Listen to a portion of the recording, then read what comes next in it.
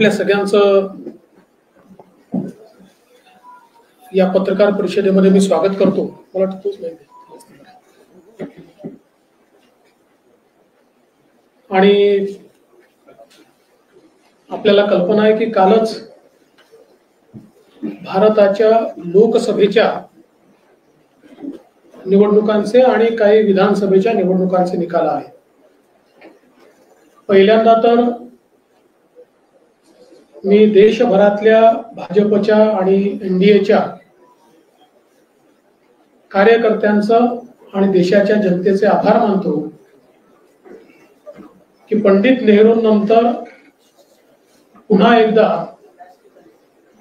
तिसऱ्यांदा देशाचे पंतप्रधान बनण्याचा आशीर्वाद हा माननीय मोदीजींना जनतेने दिला. कार्यकर्त्यांच्या प्रयत्नामुळे आणि जनतेच्या आशीर्वादामुळे तो मिळाला आणि भारतामध्ये एनडीएचं सरकार येत आहे आणि 62 नंतर पहिल्यांदा असं घडत आहे. त्यामुळे हा एक अतिशय ऐतिहासिक अशा प्रकारचा क्षण आहे. त्याबद्दल जनतेचे मी आभार मानतो. त्याचवेळी ओरिसामध्ये पहिल्यांदा भारतीय जनता पक्षाच्या नेतृत्वातलं सरकार तयार होणार आहे. आंध्र प्रदेशमध्ये देखील चंद्राबाबूंच्या नेतृत्वात एनडीएच्या सरकारला लोकांनी पसंती दिली. अरुणाचलमध्ये तर भाजपचं सरकार पुन्हा निवडूनच आलं. त्यामुळे विधानसभेच्या निवडणुकीतही जनतेने एनडीएला आणि भारतीय जनता पक्षाला मोठा कौल दिला. याबद्दल देखील मी जनतेचे आभार मानतो. हे सगळं होत असताना एक गोष्ट अजून लक्षात घेतली पाहिजे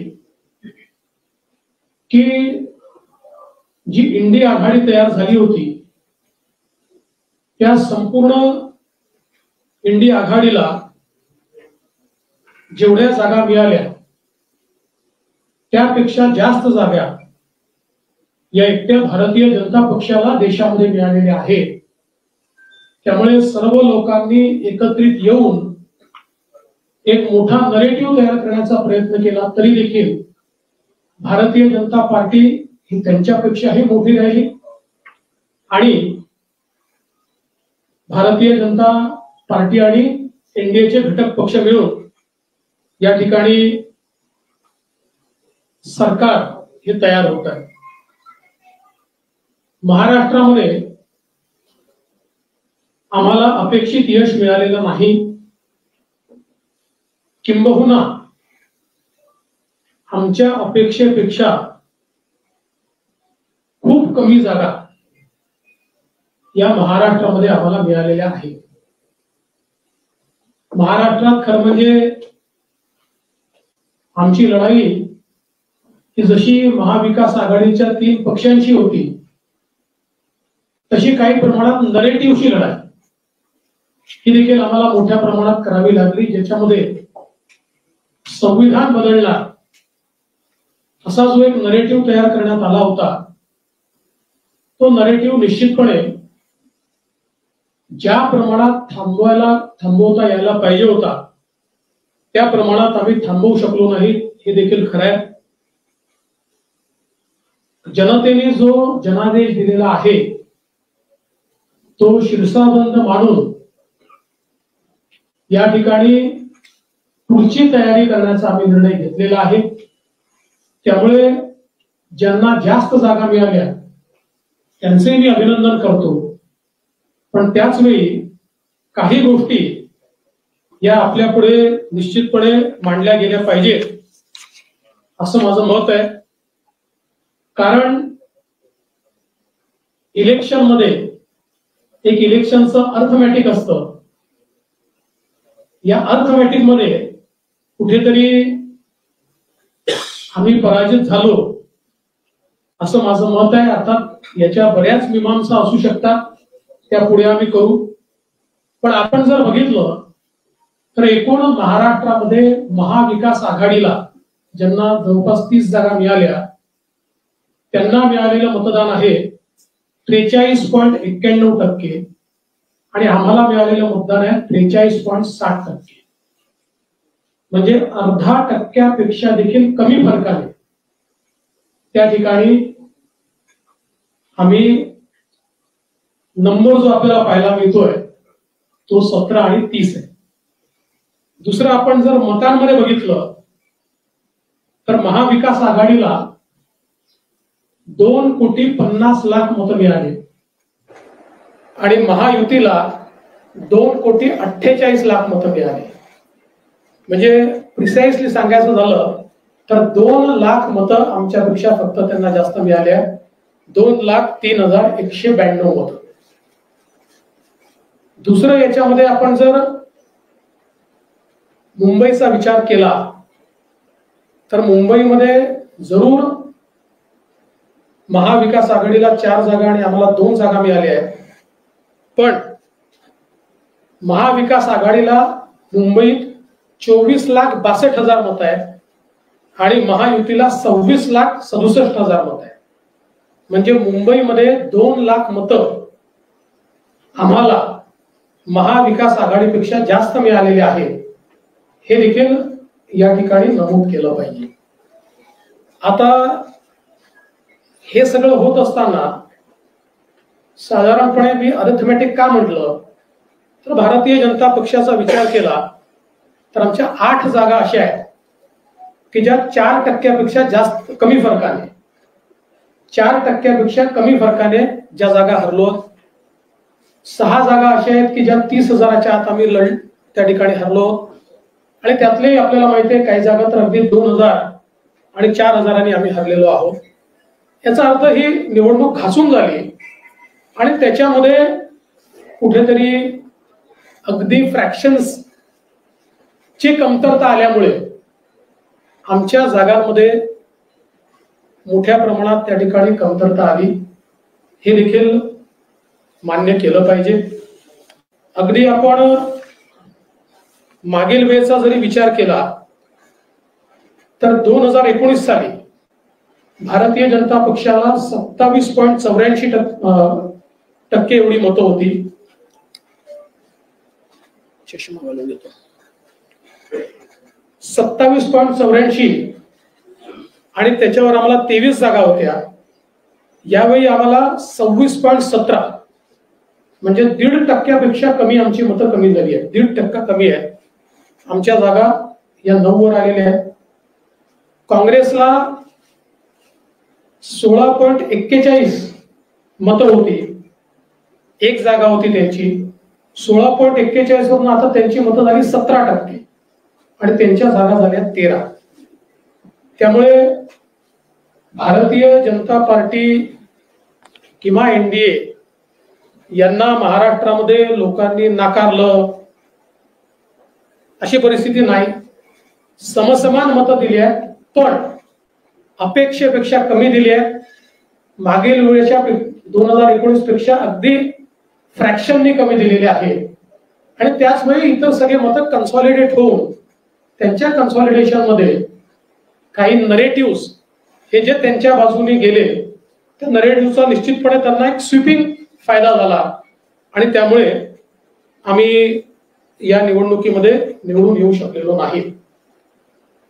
आज आम्ही बसून या संपूर्ण निवडणुकीचा आढावा घेतलाय.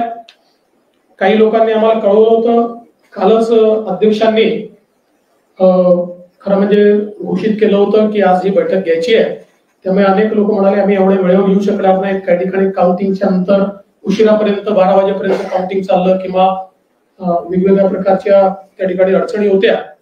त्यामुळे अजून एक बैठक या संदर्भातली सविस्तर दिवसभराची अशी आम्ही येत्या काळामध्ये घेणार आहोत.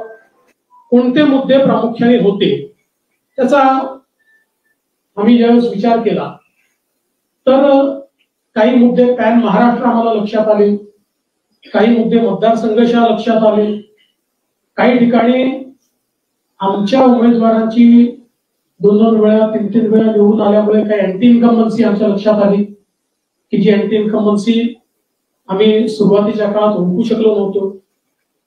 विशेषतः काही ठिकाणी शेतकऱ्यांचे जे मुद्दे आहेत, म्हणजे कांद्याचा मुद्दा असेल, याचा निश्चितपणे काही प्रमाणात परिणाम झालेला आहे। त्यासोबत जी काही जागतिक व्यापार पेठेमधल्या अडचणींमुळे सोयाबीन आणि कापूस या दोघांचे भाव मध्यंतरी कोसळल्यानंतर ते थोडे परत वर आले, पण त्याचा एक फटका शेतकऱ्यांना पडला। आम्ही त्याला भावांतर योजना अनाऊन्स केली होती, पण आचारसंहितेचं गणित चुकल्यामुळे आम्ही लोकांना ते पैसे देऊ शकलो नाही। काही प्रमाणात त्याचा रोष देखील आम्हाला निश्चितपणे सहन करावा लागला आहे। संविधान बदलाचा विषय तर निश्चितपणे आहेच, काही प्रमाणात अल्पसंख्याकांचं कन्सोलिडेशन आणि विशेषतः मुंबई सारख्या ठिकाणी आणि अनेक ठिकाणी हे देखील एका वेगळ्या पद्धतीचा नरेटिव्ह त्यांच्यामध्ये गेल्यामुळे ते अधिक प्रमाणात झालं। काही भागामध्ये मराठा आरक्षणाच्या मुद्द्यावर ज्या प्रकारे सरकारने आरक्षण दिल्यानंतर देखील त्या ठिकाणी एक नरेटिव्ह तयार करण्यात आला, तो मला असं वाटतं की आम्ही इफेक्टिव्हली उत्तर देऊ शकलो नाही आणि त्याच्यामुळे त्याचा देखील एक फटका हा निश्चितपणे आम्हाला पडला आणि विशेषतः मराठवाड्यामध्ये हा फटका आम्हाला त्या ठिकाणी निश्चितपणे पडला। पण त्याहीपेक्षा मला असं वाटतं की मराठवाड्यामध्ये म्हणजे त्याच्या सोबतच फार जास्त पोलराइज्ड अशा प्रकारची निवडणूक ही मराठवाड्यामध्ये तयार झाली आणि त्याच्यामुळे त्याच्याही काही अडचणी या आमच्या लक्षात आलेल्या आहेत। त्याची काय सुधारणा केली पाहिजे ती निश्चितपणे आम्ही करू आणि इफेक्टिव्हली जे काही काम आपण केलेलं आहे त्या संदर्भात लोकांपर्यंत पोहोचवण्याचा प्रयत्न आम्ही करू।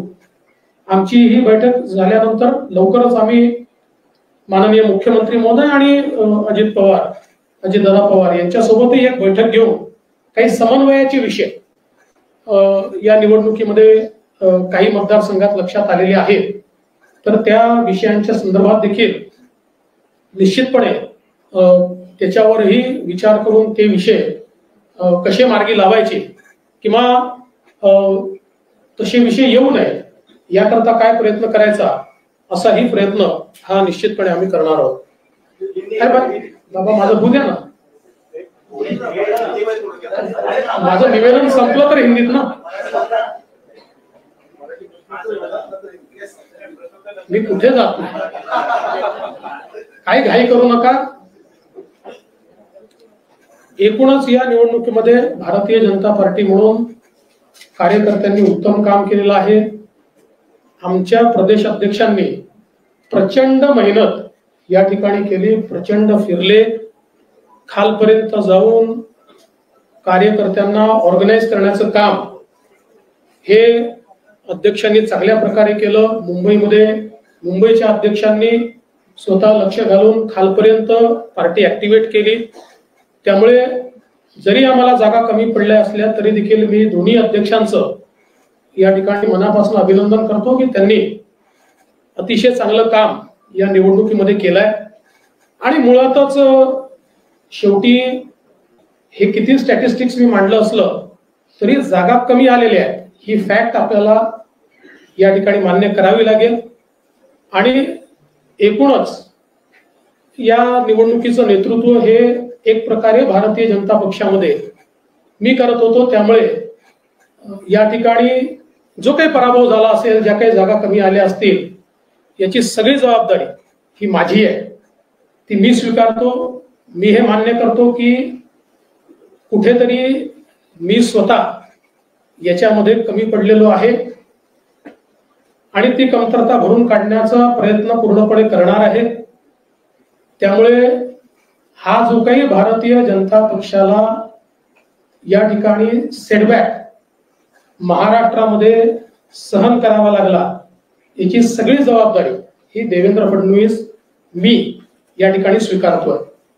आणि मी पक्षाला एक विनंती अजून करणार आहे, अर्थात भारतीय जनता पक्षामध्ये पक्ष सगळे निर्णय करतो की आता मला विधानसभेकरता पूर्ण वेळ त्या ठिकाणी उतरायचा आहे।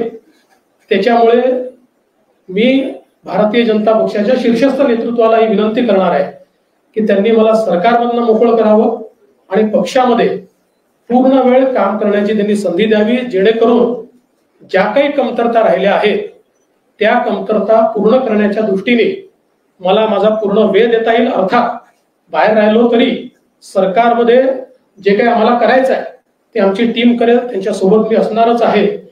या संदर्भात लवकरच पक्षाच्या वरिष्ठांना मी भेटणार आहे आणि मग त्यांच्या सल्ल्याने ते जे सांगतील त्यानुसार पुढची कारवाई मी करेन. हिंदी हिंदी हिंदी रे बाबा, थांबा.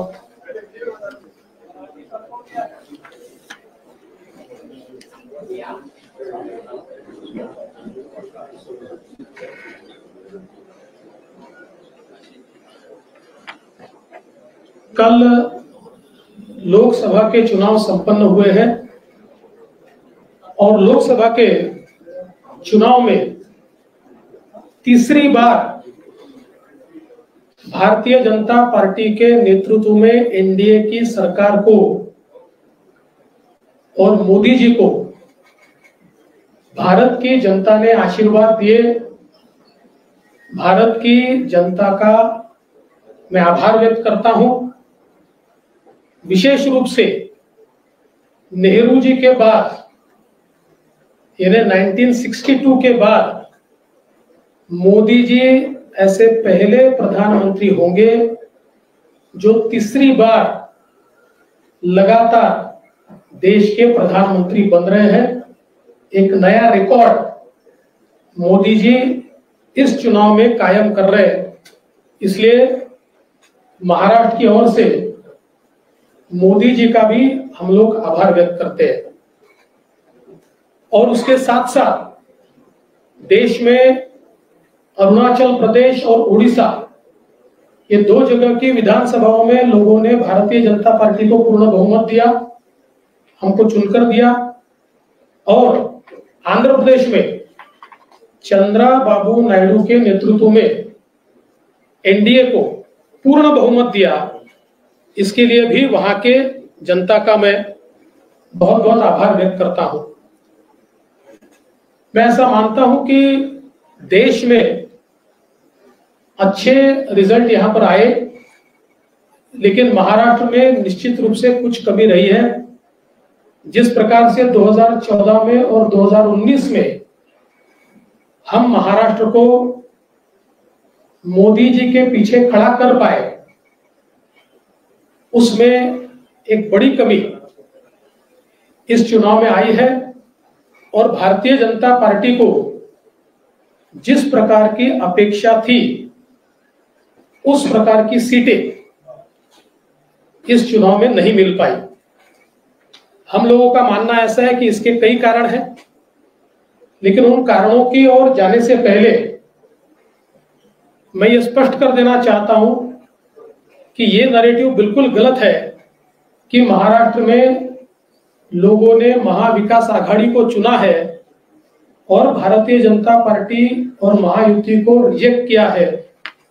अगर हम आंकड़े देखें तो हमारे ध्यान में आएगा कि कुल मिलाकर महाराष्ट्र में जो महाविकास आघाड़ी थी उनको 43.91% वोट मिले हैं और एनडीए को 43.60%, 43.60%, यानी आधे प्रतिशत से भी हम पीछे, कम वोटों से हम लोग पीछे हैं. तो इसका मतलब यह है कि दोनों को लोगों ने समान वोट दिए हैं, कहीं पर भी हमको रिजेक्ट किया है, इस प्रकार की परिस्थिति नहीं है. अगर हम इसको वोटों में तब्दील करें तो महाविकास आघाड़ी को 2,50,00,000 वोट मिले हैं और हमें 2,48,00,000 वोट मिले हैं. यानी मात्र 2 लाख वोट हमको कम मिले हैं.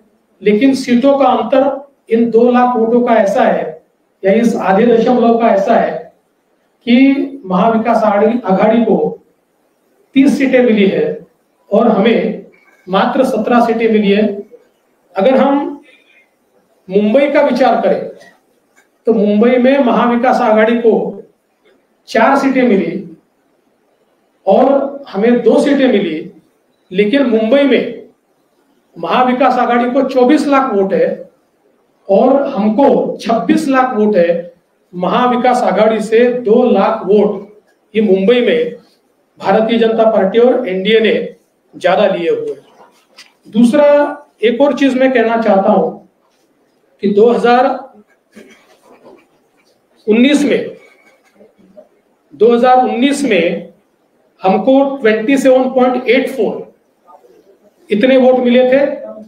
इस बार हमारे वोट बहुत थोड़े घटे हैं। बीजेपी की मैं बात कर रहा हूं, बीजेपी को 27.84 थे, इस बार 26.17, यानी 1.25 या 1.5% वोट ये केवल हमारे कम हुए और उसमें हमारी सीटें 23 से सीधे 9 पर आई है। और वहीं अगर हम कांग्रेस का विचार करें तो कांग्रेस को 2019 में 16.41 वोट थे और एक सीट मिली थी। 16.41 से इस बार उनका प्रतिशत हो गया 17, यानी आधा % बढ़ा और उनकी सीटें 13 हुई है। तो अगर हम लोग कुल मिलाकर ये सारी चीजें देखें तो मैं ऐसा कह सकता हूं कि भारतीय जनता पार्टी को और एनडीए को या महायुति को लोगों ने अच्छे वोट दिए हैं, लेकिन पॉलिटिकल अर्थमेटिक इस प्रकार का रहा कि हमारे खिलाफ के वोट ये बड़े पैमाने पर कंसोलिडेट हुए। और इसका परिणाम मैं अगर बीजेपी का विचार करूं तो हमारी 8 सीटें ऐसी है कि जो 4% से भी कम वोटों से हारी है। करीब 6 सीटें ऐसी है जिसमें 30,000 से कम मार्जिन से हम हारे हैं और 2,000 से 4,000 से 6,000 से हारने वाली भी सीटें हमारी है। तो मुझे ऐसा लगता है कि ये जो कंसोलिडेशन है इसको हम रोक नहीं पाए। कुल मिलाकर अगर हम इसका थोड़ा एनालिसिस भी करें तो महाराष्ट्र में महाविकास आघाड़ी की 3 पार्टियों के साथ साथ हमको एक नैरेटिव के साथ भी लड़ना पड़ा और वो नैरेटिव संविधान बदलने वाला नैरेटिव था कि जिसने एक डैमेज हमको निश्चित रूप से किया है। इसको इफेक्टिव काउंटर हम कर रहे थे और हमको ऐसा लग रहा था कि हम इफेक्टिवली काउंटर कर रहे हैं, पर मुझे ऐसा लगता है कि हम इफेक्टिवली इसको काउंटर नहीं कर पाए, ये बात भी निश्चित है। और कई कारण आज हमारी जो बैठक हुई, इस बैठक में इस हार के और कई कारण हम लोगों के ध्यान में आए, जिसमें विशेष रूप से कई जगह पर हमारे उम्मीदवारों की एंटी इनकम्बेंसी हम असेस नहीं कर पाए और उसके कारण 2 बार 3 बार के कई उम्मीदवार थे कि जिनको चुनाव के दरमियान हमारे ध्यान में आया कि इनके बारे में एक एंटी इनकम्बेंसी है। ये एक जरूर कारण रहा।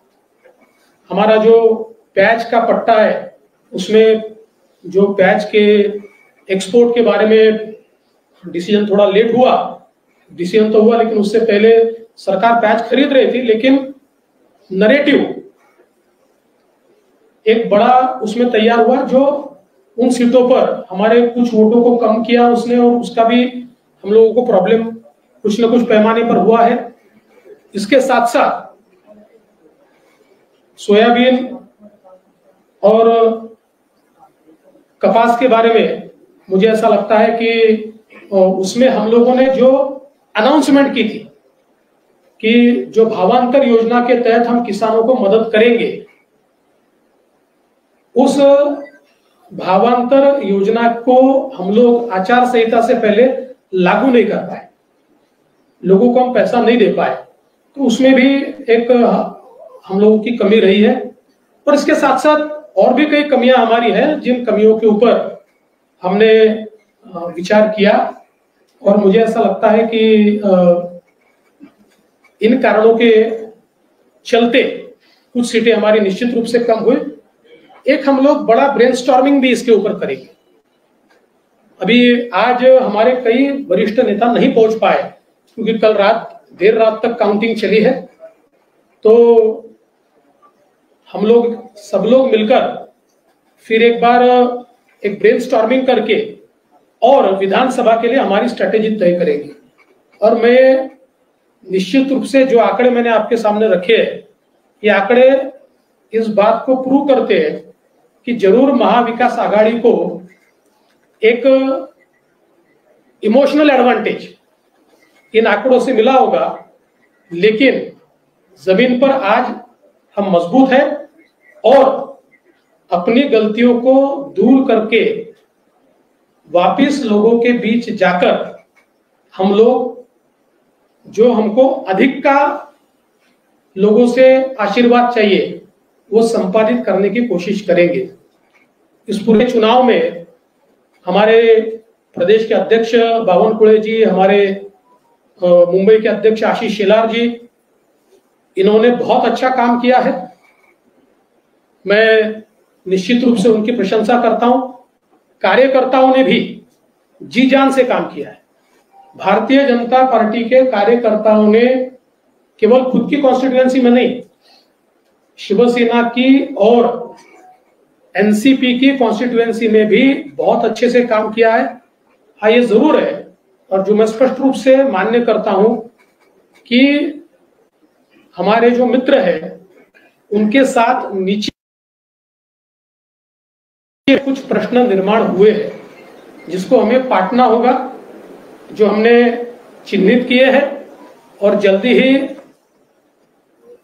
हम लोग मुख्यमंत्री जी और उप मुख्यमंत्री जी के साथ बैठेंगे और बैठकर इसके ऊपर भी हम लोग निर्णय करेंगे।